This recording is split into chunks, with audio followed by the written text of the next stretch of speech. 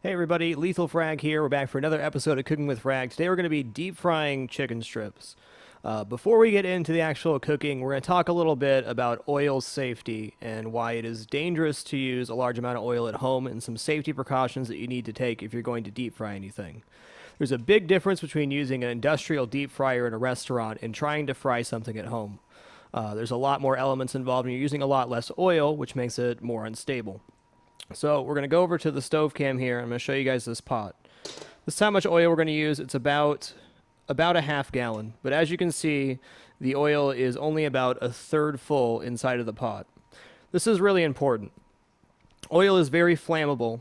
And the reason people burn down their houses deep frying turkeys is when you put something moist into oil, the moisture evaporates off it and it takes some of the oil with it. So you're having very fine particle oil mixed with water and air, which is explosive. So you got to be very careful when you heat up your oil. The first thing you do when you heat up oil is you turn your burner on to the lowest possible setting. Get it as low as you can and put the oil on there. The idea is to heat up this oil very gradually. We don't have a mechanism inside of our pot that will keep the oil, hi James, will keep the oil the perfect temperature. So we want to heat it up very slow and gradually, shooting for a temperature of about 350 degrees. Some other safety precautions you should take when you fry with oil is always have the lid to your pot by the side. If you see any smoke whatsoever, turn off the heat, put the lid on top. This will deny the fire oxygen and make it so it can't spread. If your pot bursts into flames, you do the exact same thing. You put it over there. If for whatever reason you have a spill with your oil or a fire starts on your range, never, ever, ever put water on it. Keep a tub of white flour or a bowl of white flour with you. This is what you put on a grease fire. You put salt or flour, never, ever water. If you put water on a grease fire, it will just spread and get bigger and bigger and bigger. So flour is the way to put out an oil fire, and always heat up your oil very gradually. I'll be reiterating this throughout the show because frying in oil at home is dangerous and you have to be very careful. All right, now we're going to hop over to our cutting board cam. So what we have here is the basic breading station. You have flour, eggs and milk, which is your egg wash, and then your breading. And of course, we have our chicken here. But first what we're going to do is we're going to make our seasoned flour. So right here we have 1 cup of flour. You put about a tablespoon of salt per 1 cup of flour. That looks about right. And about a teaspoon of pepper. I like mine pretty peppery. My secret for fried chicken and chicken strips is Old Bay seasoning, which is a seafood seasoning, but it has a really nice flavor. It's mostly celery salt and some other paprika. Just read off the ingredients here. Celery salt, celery seeds, spices, red and black pepper, paprika. Just going to mix that up with a fork real good. So this is the base of the flavor for the chicken strips. It's pretty important you have a nice seasoned flour for this. You can also season your breadcrumb, but most of that seasoning will fall off in the fry. So now that's nice mixed up. We're going to take a little pinch and taste it. A little more Old Bay. You want it to be a pretty potent flavor. Not very much of this is actually going to be on the chicken strips. So this is like all your salt and everything else that you need. Also, always have your breading station fully set up before you begin doing anything. Otherwise, it makes a huge mess when you try to do it on the fly. All right, so there's our seasoned flour. Now we're going to make egg wash, which is just eggs and milk. You can also do eggs and water if you want to, but I think milk makes it a little bit better.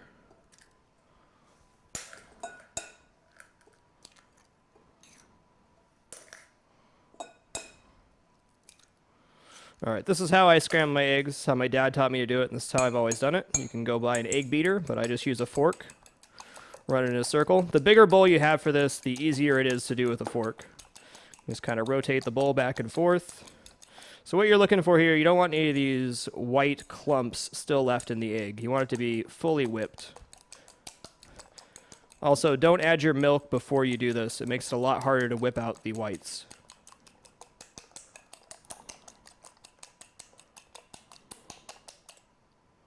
Oh, still got some whites in there. In all honesty, an egg beater is probably more effective, but like I said, this is always the way I've done it. Probably always the way I will do it. All right, that's definitely good enough. Still got a few white chunks, but that's okay. We're going to add a little bit of milk. So it's just to thin it out so it goes onto the chicken better. I want it to be pretty liquidy. All right, looks good. So now we have our egg wash. So what you do is you dip the chicken in the flour, then you dip it in the egg wash. When the flour makes the egg stick to that, and the egg makes the breading stick to the chicken. I'm going to grab some gloves here. So we have our oil heating up very slowly on the stove. As I said, it's the first thing you should do. Also, as I'm cutting these chicken strips, we're going to try to do them pretty thin, so maybe they'll cook through the fry, but I also have my oven preheated if we do need to finish them in the oven. Most things that you fry at home will need to be finished in the oven. A lot of the chicken strips and stuff you get at restaurants are pre-cooked meats, so they just drop them in the fryer and they're good, which is usually not the case at home. All right, it's a nice big chicken breast.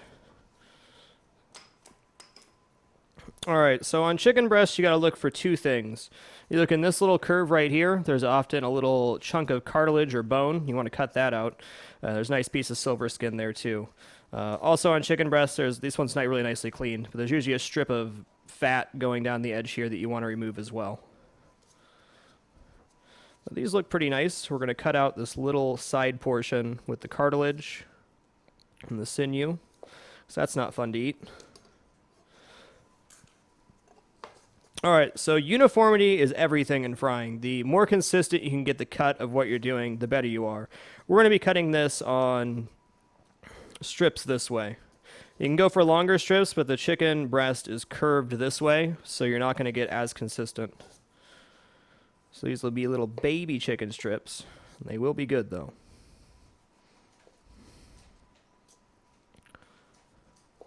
So you can see for the thickness I'm going for here. Not too thick, not too thin. Just about a finger width.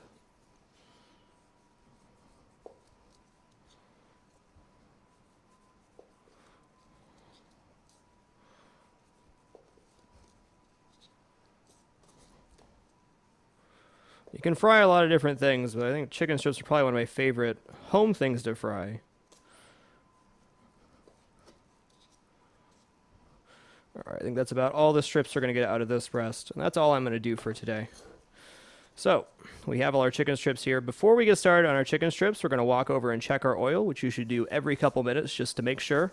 Even though we have it on a low temp, I'm going to stick a thermometer in it and see where it's at right now. Once again, the ideal temperature we're looking for is 350 degrees. Oil thermometers are relatively cheap. I don't have one. This one only goes up to 300, but luckily I'm pretty experienced with frying. So we're only at 86 degrees right now. The funny thing about temperatures is once you get to about 100 degrees, it will escalate very quickly. So that's why you don't turn your burner on really high, and then when you put the thermometer in, it's 85, and then you come back 2 minutes later and it's 500 and your stove's on fire. So gradual is the way to go. So let's work on breading. I'm going to turn up my temperature just a tiny little bit on the stove, since we know we're starting to heat up, but not quite getting there yet. If you have to wait a little extra longer for your oil, that's okay. It's much safer to do it slow. What the hey, we're going to cut up another chicken breast here. Chicken strips are good. All right, so this one already had the cartilagey chunk removed. And these we're going to go on a longer plane here. This is a pretty flat chicken breast. If you have one that's really curved, you can just punch it down a little bit. That works out just fine.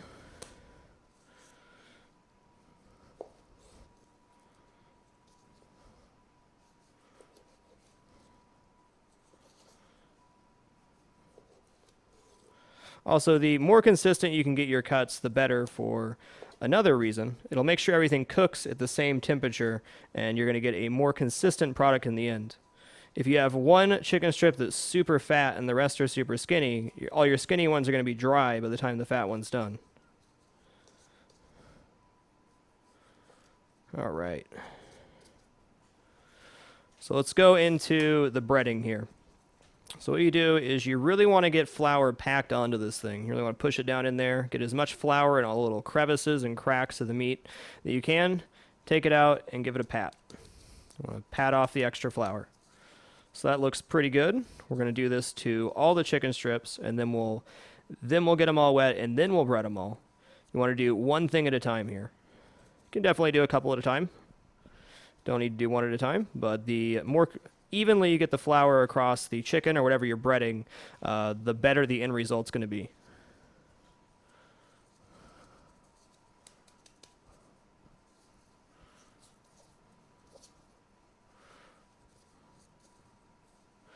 I have breaded so many chicken strips in my career as a cook, and breaded shrimp, and breaded everything. Breading station's a good thing to know how to do. You can do a lot of good stuff with it. Oh, let's talk about another thing you can do with the breading station, which is how I do my fried chicken. We don't do breading at all. We do a double batter of the flour. So usually soak the fried chicken in buttermilk marinade, and then you take it out of the buttermilk, put it in the flour, shake it off real good, put it back into the buttermilk, and then put it back into the flour, which makes a really nice crust. You can also do the same for chicken strips. Trying to think of a like fast food comparison. Probably be like Jack in the Box chicken strips, which I used to love when I ate those.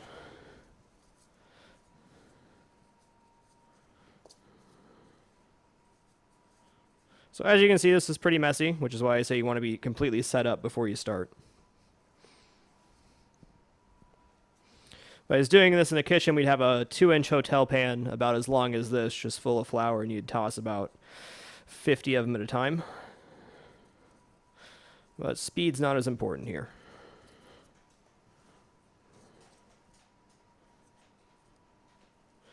So if you try to do one chicken strip at a time, your finger's going to get really goopy. Like try to bread one at a time. Your fingers get real goopy, your station will get really messy, and at the end of the day, your product's not as good.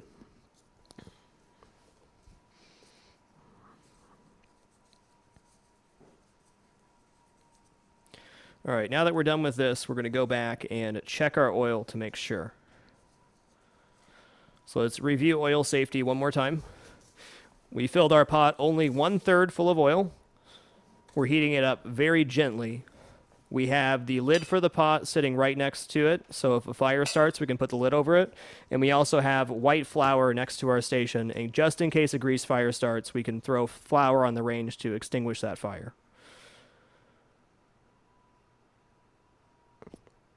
If you've never fried anything before and you want to try it, take your sweet time doing it.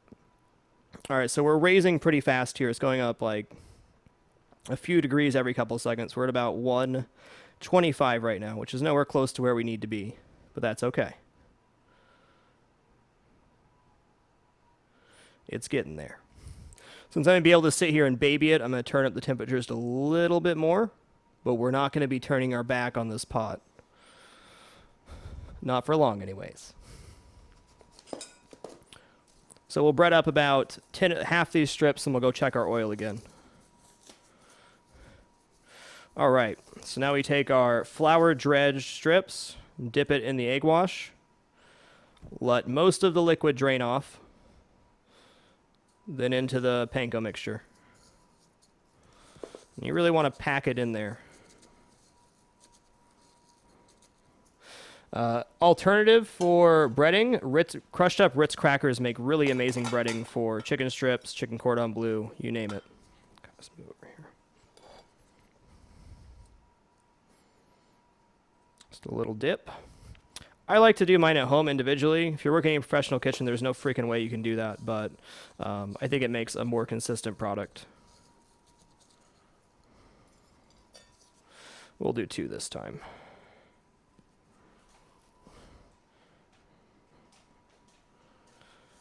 Always got to keep that oil in the back of your mind. Never want to lose track of it.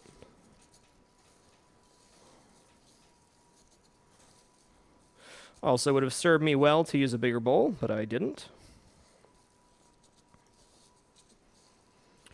So the reason you let most of the egg drain off before you put it in the breading is if there's too much egg, it makes it goopy, and that's no good.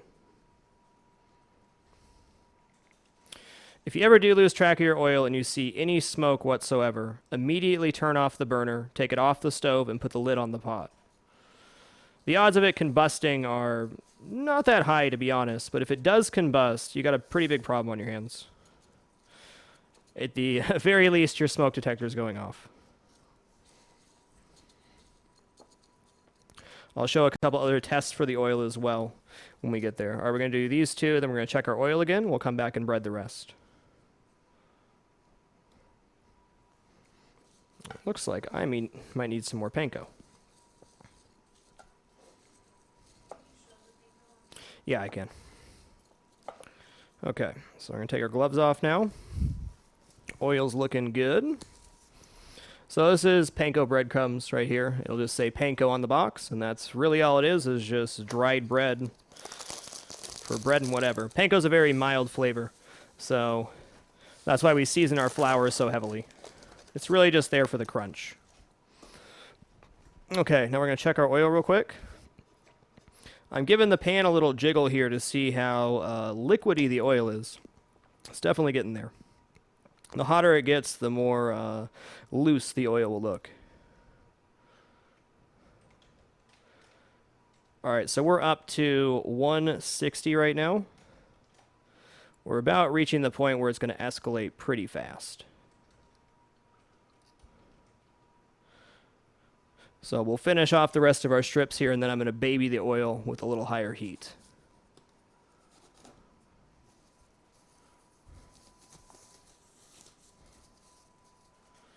I haven't had homemade chicken strips in a very long time. Pretty excited.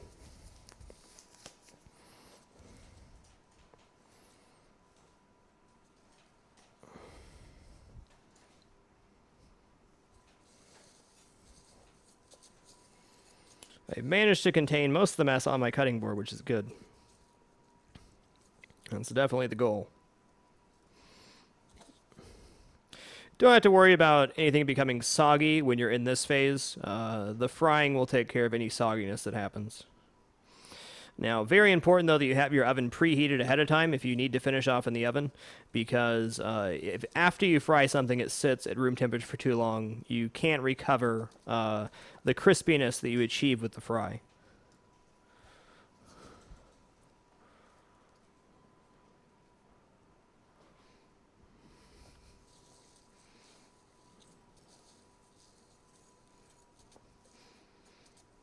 And always use good sanitation. I mean, obviously, chicken's pretty gross. I think everybody knows that. But if you're doing anything else, make sure you set aside a spot just to do this so you can sanitize it effectively and have no cross-contamination. Cross-contamination is like the #1 sickness causer. It's very easy to cross-contaminate. You just don't think about it. Like if I went over and opened my fridge with these gloves on, then there's chicken juice on the fridge. It's a very easy mistake to make. All right, one little lonely strip left.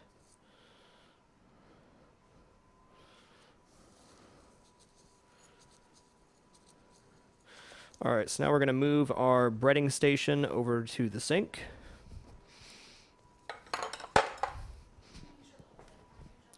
Yeah, sure thing.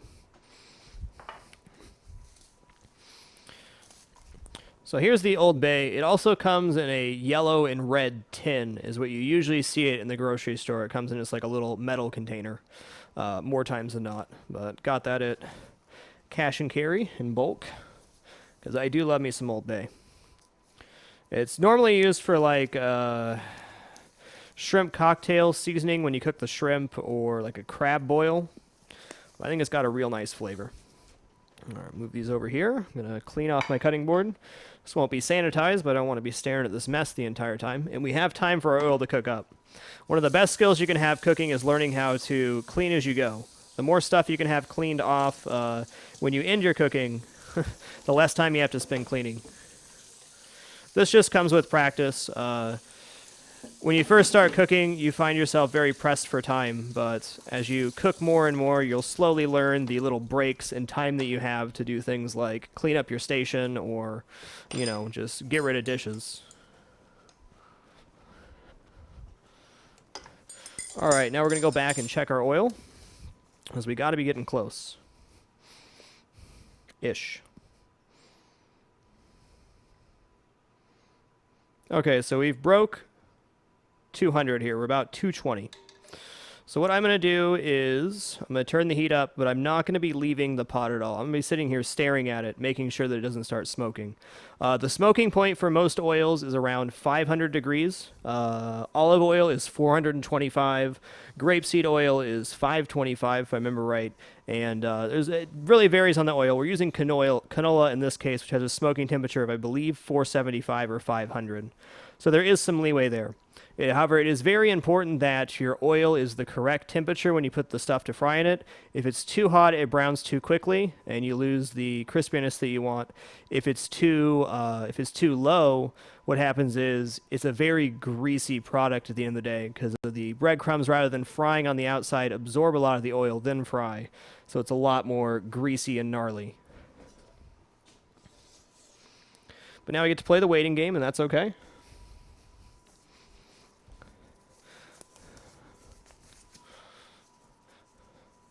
Not everything will time out exactly the way that you want it to. Yeah, sure. We can answer a few questions during this time if you can you control plus that a few times.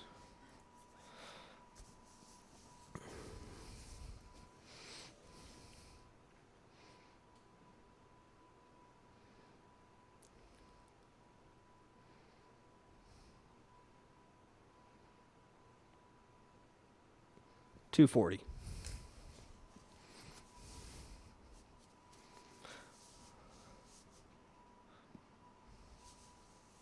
Any reason for breasts over thighs? No, not really. That's just what is available. Thighs make very good chicken strips, though you have to clean thighs a lot more. They have a lot more stuff and sinew on the inside. But thighs are generally more flavorful and more tender.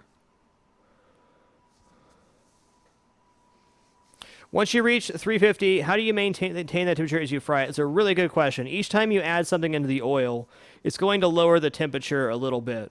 So you got to be patient.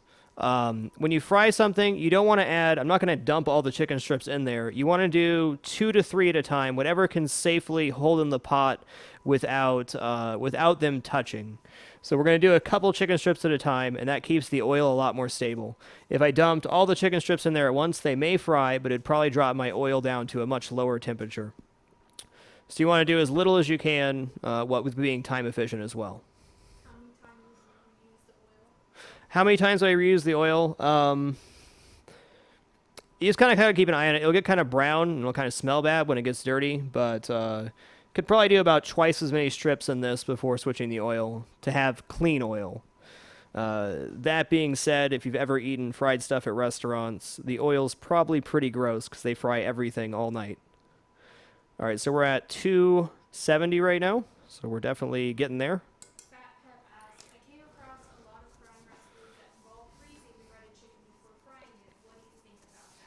That's perfectly okay to freeze stuff before you fry it. You can make up a big batch of these chicken strips and put them in your freezer. Just know that when you fry a frozen product, you're going to have to finish it in the oven. There's absolutely nothing wrong with that. You can definitely pre-freeze stuff, but it has to be finished in the oven after it's fried. Every single time.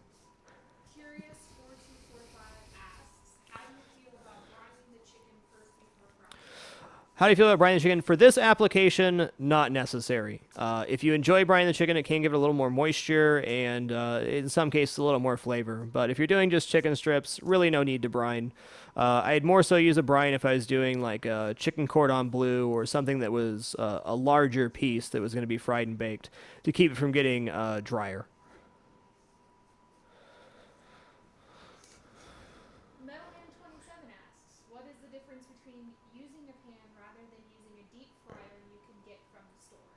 Okay, what's the difference between using a pan and a deep fryer? The deep fryer will have a mechanism inside of it that will keep your oil at stable temperature. So that's the main benefit to using a deep fryer. This is the same application with a lot less control over the heat of the oil, which is why I've talked so heavily about oil safety during this episode. You have less control over the oil temperature because you're using an open flame to heat it rather than a sensor gauge that knows exactly what temperature the oil is. That's once again why we do not heat up, we don't add more than a third full on the pot of oil, and we have our lid next to us and the white flour just in case. Angel 9001 says, or asks, is it possible to cook a whole chicken minus the guts? If yes, how long do you need to cook, roughly? tricky question, Angel 9001. I mean, the most classic example of that is people do deep fried turkeys for Christmas. Um, Anytime you fry something very big, it's a lot more dangerous. Once again, to recap what we talked about earlier in the episode, the way an oil fire starts in a pot, when you add something into it, is the moisture inside what you're cooking releases water, which causes steam, which pushes the oil out of the pot. And if that oil reaches the flame, it goes right back into the pot and starts a fire. So if you're going to fry something very big, I highly recommend doing it outside. It's a lot safer that way, and you really have to be careful. The main thing you have to be careful of frying something big is make sure it is completely 100% thawed and there is no ice on the inside cavity or anything like that. They'll cause a lot less splatter. Brimell has asked, if you're baking fried chicken, would you want it on a pan or raised off a pan on a grate to let the oil drain off? Okay, if you're baking fried chicken, that's a great question. You're going to want to use a grate like this. So you use a pan. You can put parchment underneath this to stop the oil, but you want it to be raised slightly so it's not losing that crispiness on the side that it's on the pan. If you just lay a chicken breast down here, this top will remain crispy, but the bottom will get all soggy. So raising it up a little bit is a good idea. Flip Casing is asked how to cook something you really enjoy. I don't want to say it out loud, so I'm going to say it wrong. Beef bourguignon. There you go. Okay, the trick to beef bourguignon is to get a really flavorful broth and then fold in the sour cream right at the end.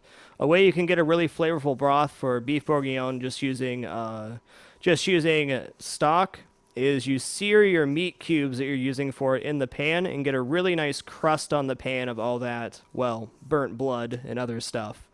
And then saute mushrooms in that, put mushrooms in the pot, deglaze with a little bit of stock, stir it in. You can add your red wine, herbs, whatever at that point, and then thicken it a bit, add sour cream, add your pasta. Boom. But the real trick to beef bourguignon or any just beef dish like that is making sure you get a really good sear on the meat. Okay, so my temperature gauge just said high, which means we're over 300. So we're going to turn down our temp just a little bit, and then I'm going to wait a minute to make sure the oil's stable. Let's talk about a few different ways you can test the oil. I guess I just goofed there. I haven't touched any chicken with these gloves, so this is okay. So you can take just one piece of panko and just toss it in there. See what it does. I can see my oil's not quite hot enough because it's not sizzling enough. Or you can just dip a chicken strip in there. But if you dip a chicken strip in there and it's not hot enough, you've just covered the entire thing in oil.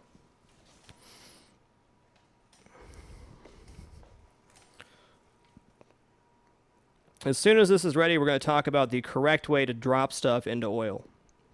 Okay. About 30 seconds here and we're good. So we're going to start with one chicken strip to start, and then we're going to make sure our oil's stable and go from there. Okay, when you drop something into oil, you dip it in, pull forward a little bit, and then gently let go. You never want to have the oil splash. It's really easy to burn yourself doing this. So I'm going to demonstrate here. Go, push forward, drop down very gently. By doing that slightly forward motion in the oil, it makes it so if there is a splash, it goes this way and not back into your face. So we can see that sizzling pretty darn good. A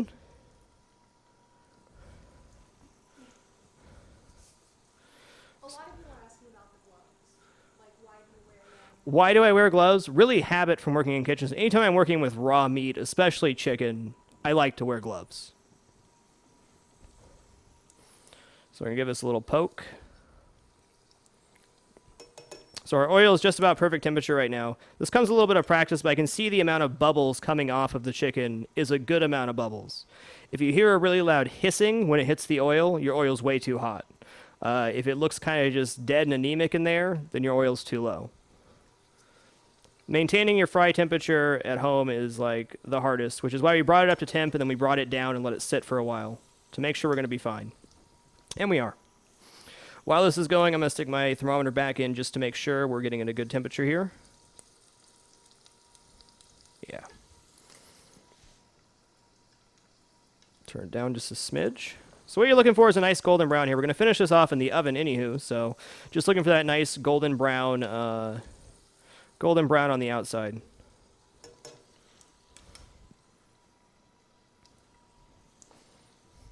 All right, so I'm going to add a couple more in here now, doing the exact same technique. Just dip it, push forward a little bit, and gently let go.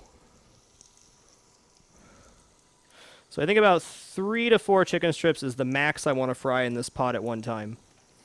I think 4 is safe, though.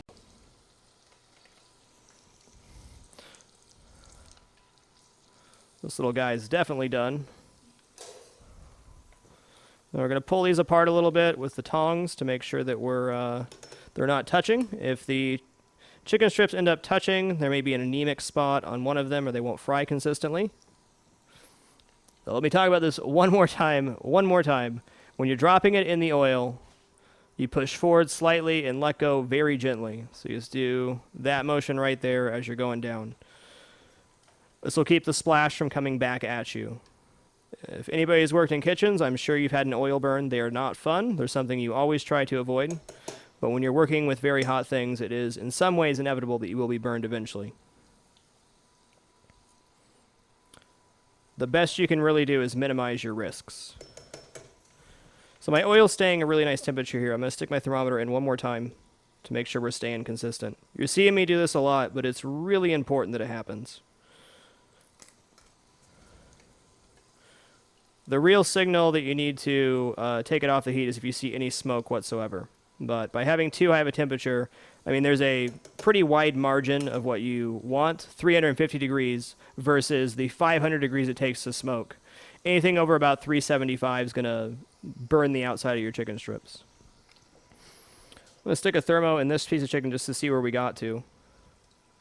Well, we cut them thin enough to finish. These are 180, so well done. The chicken strip.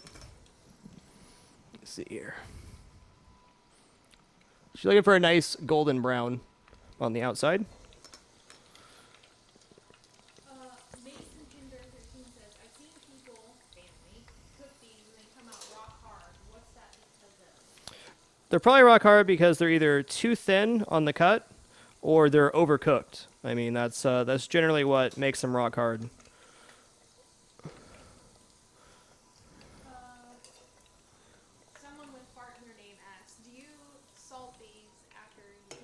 I do not salt them after I cook them, but you want to get a really aggressive salt on your seasoned flour. Generally speaking, 1 full tablespoon of salt per cup of flour, or a little bit more, is what you're looking for to get the salt content you want.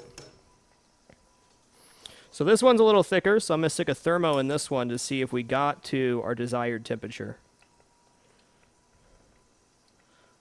Bam, 180. So chicken safely cooked at 165 degrees. When you're frying, you can afford to go a little bit over that. And the reason you can afford to go over it is frying keeps stuff very moist. All right, so we're ready for the next batch.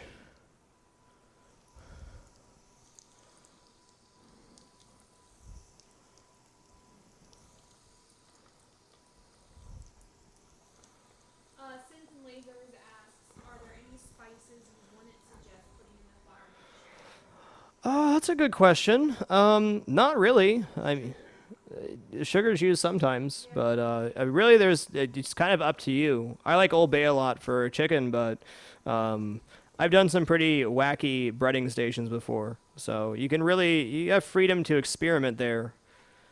Just taste the flour before you bread stuff. If it's really bad, it's really just flour and a couple spices. You're not really out much, maybe 25 cents. So we'll be able to get this done in 2 more batches.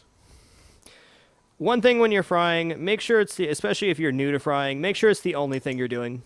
You don't want to be working on cutting stuff right now or setting your table or doing anything like that. Stand over your pot, watch your product, and make sure that you're getting what you want safely.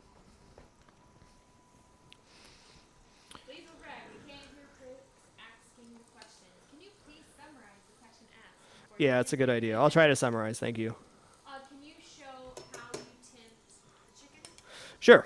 That's a really good call. All right, so to temp a piece of chicken, especially a thin piece, you want to grab it with tongs or your gloves or whatever. But you want to make sure you find the thickest part of the chicken and then stick the thermometer dead center.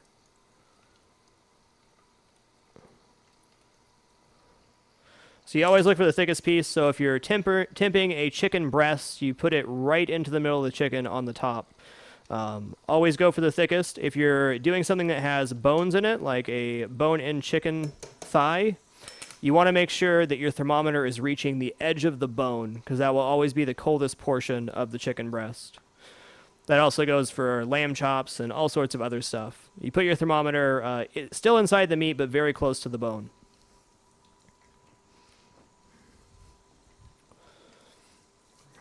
Shantis25 says, is it safe to fry different foods in the same oil, i.e. chicken and Oreos? Is it safe to fry the same different foods in the same oil? Yes, it is. It's definitely okay. Keep in mind, if you fry something very fragrant, like this heavy seasoning that we have on the chicken, it will carry over to the other foods. So you generally only fry one thing at a time, or one product at a time.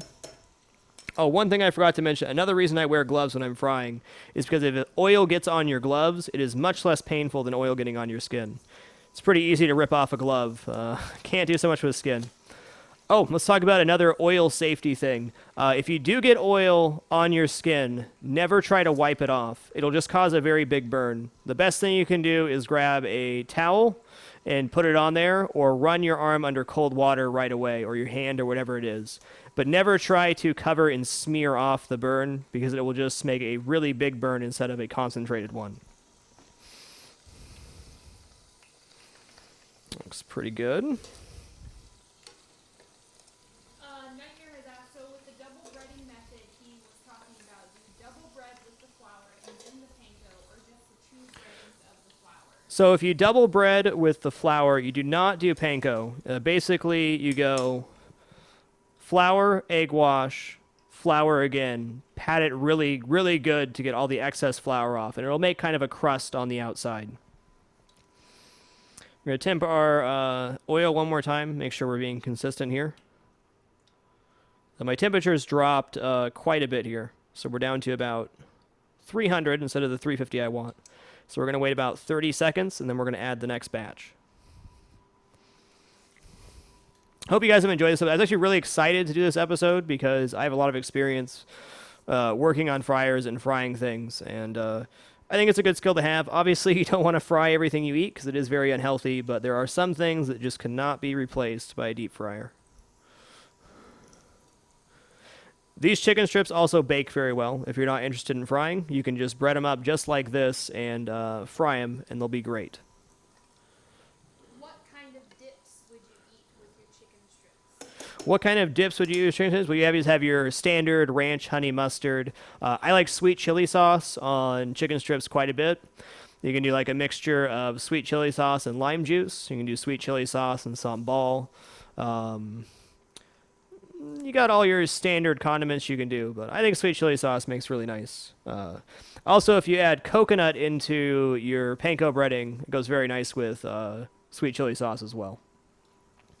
There's all sorts of stuff you can do with breading. And as I said at the start of the show, if you have not tried Ritz crackers as a breading for something you're frying, definitely worth a shot. Really rich and buttery.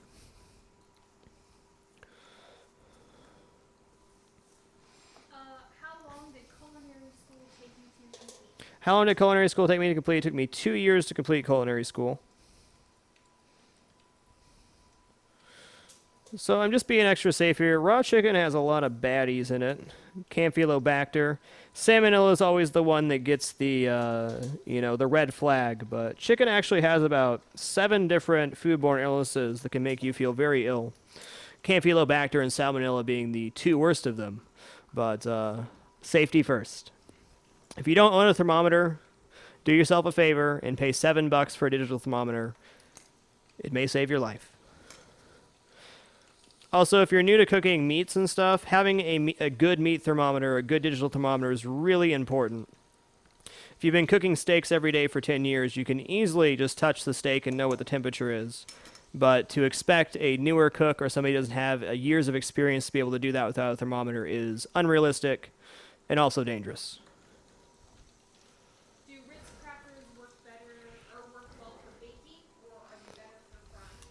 They work great both ways. They bake well and they fry well. So people ask if the wrist crackers are good for baking or frying. I like them best fried, but they definitely bake well as well.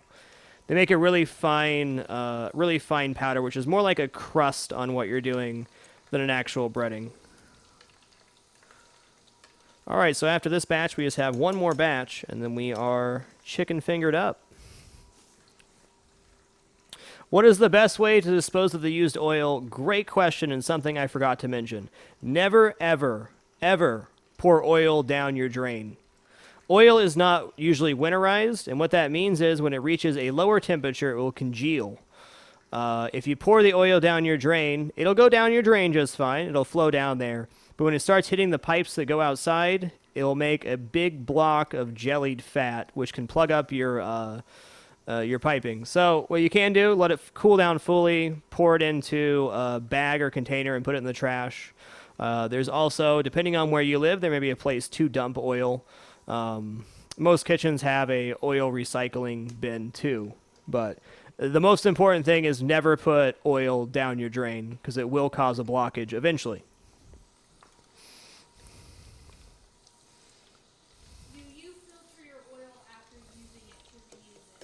Do you filter your oil after using it to reuse it? For home purposes, absolutely not. A lot of kitchens will do that and filter out their oil. I would not recommend doing that at home. You're likely to make a mess, and by the time you're done frying in this little amount of oil, an industrial kitchen fryer has probably 15 to 20 times the amount of oil this thing does. Your oil's going to be pretty dirty at the end of this, so it's not really worth saving. No matter how well you do the breading, little chunks are going to come off, and there's all sorts of little burnt crisp in the bottom of this pan, which will continue to make the oil taste more and more bitter over time. All right, I can tell my oil's a little bit low here. That's okay. All right, I'm going to move this cutting board and the towel. Don't really want to put my food down where there was chicken, though I wasn't using the same side, but still.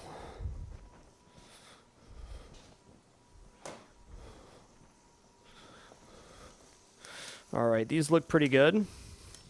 I totally shouldn't have taken my gloves off there, but I did. I'm actually somewhat surprised these fried all the way to being cooked just in the oil, but they did. I've tested 3 batches now, so I think it's safe to assume that the rest are going to be good. You can see I'm putting them on a raised grate here, and the reason for that is if the hot breadcrumbs touch a flat surface that's cold, it will immediately make the chicken strip soggy. All right, we're on to our last batch here.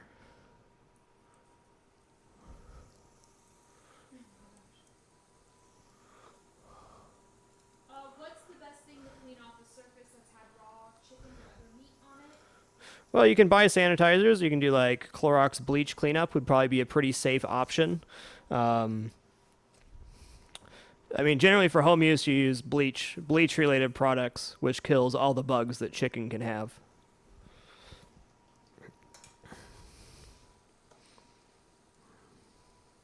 Okay, here's a big sign that my oil is too cold. You can see all these extra bubbles on the top of the oil, as well as my chicken strips are not floating the way they were before. So that last batch probably took us down to about 290, 300, somewhere in that range. Yep, there we go. We're at 290. We want to be at 350. So that's a good sign that your oil's too cold. I'm glad that happened because you can see all these extra, looks like soap bubbles on the top. That's a result of our oil being not quite there.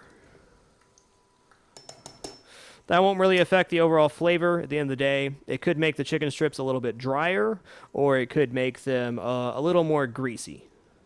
Why did you not use the dry hand, wet hand method when breading the chicken? Why did you not use the dry hand, wet hand method? Because it just doesn't work for my brain. You definitely can use one dry hand, one wet hand, but I've always used 2 hands to bread stuff, and really I'm used to breading stuff in very large portions. Like, hey, you got to make 750 chicken strips today. And at that point, you're not using one hand. You're just tossing it all in there. So maybe a bad habit on my part.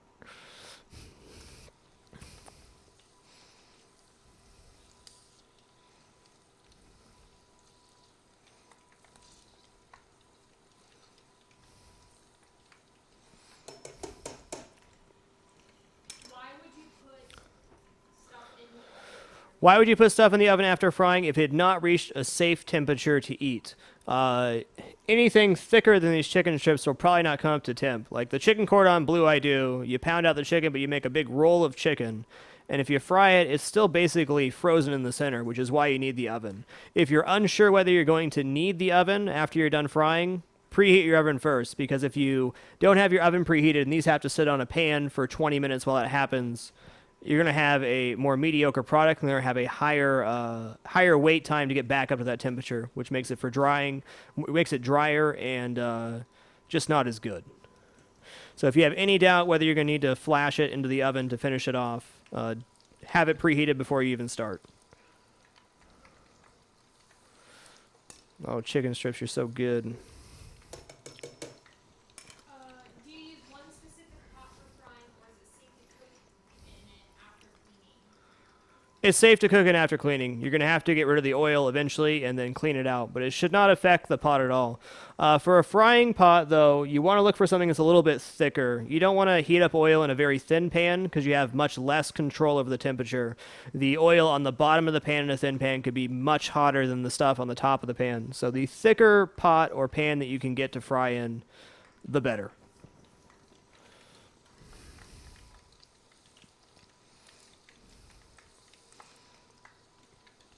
All right. Just going to poke this. See, these aren't as dark as the other ones, but I know my oil was lower temperature, so we're going to check this out. Yeah, we got there. We got there.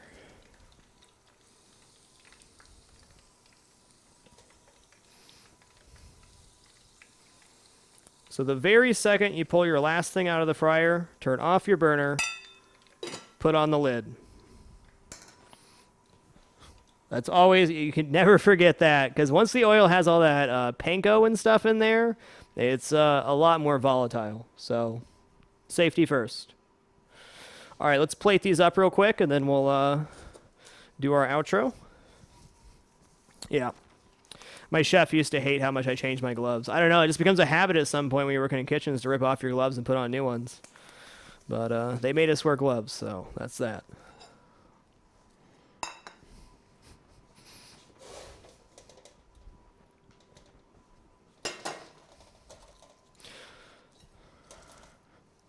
So that took us a little longer than I thought it was going to, but you know what?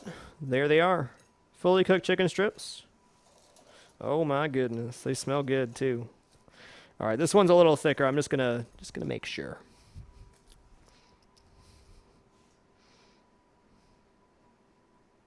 Oh, it got there.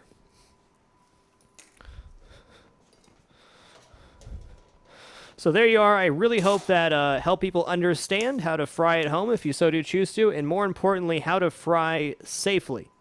That is the most important thing. Safety first in the kitchen. Cooking can be very dangerous, so take care of yourself, take your time, and make some great food.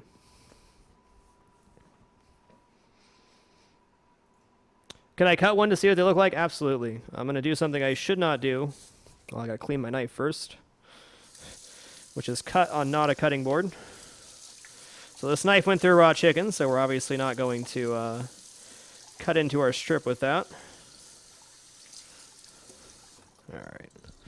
So never cut not on a cutting board like I'm going to do right now. So there you go. I'm going to eat one.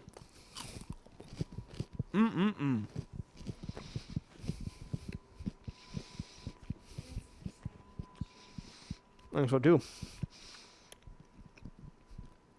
Well, it's a critique for myself. I think I would have seasoned my flour even more heavily than I thought I needed to. They're not bland by any means, but it could have used a little more salt, a little more Old Bay. Well, there's always next time.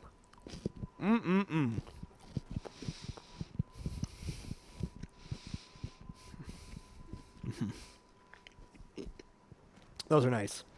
All right. We're going to end it here. Thank you all for your really great questions. Reminded me of a few things that I wanted to talk about, and also brought up some stuff that I hadn't thought about. I hope that was an informative episode for everybody. I'm going to chow down on these chicken strips for a little bit, and we'll be right back to the live broadcast in just a few minutes. Thank you all for coming out to watch today and supporting the Patreon to make this content possible. And thank you, Delbach, for the suggestion for chicken strips. That's all we got for today. Frag out.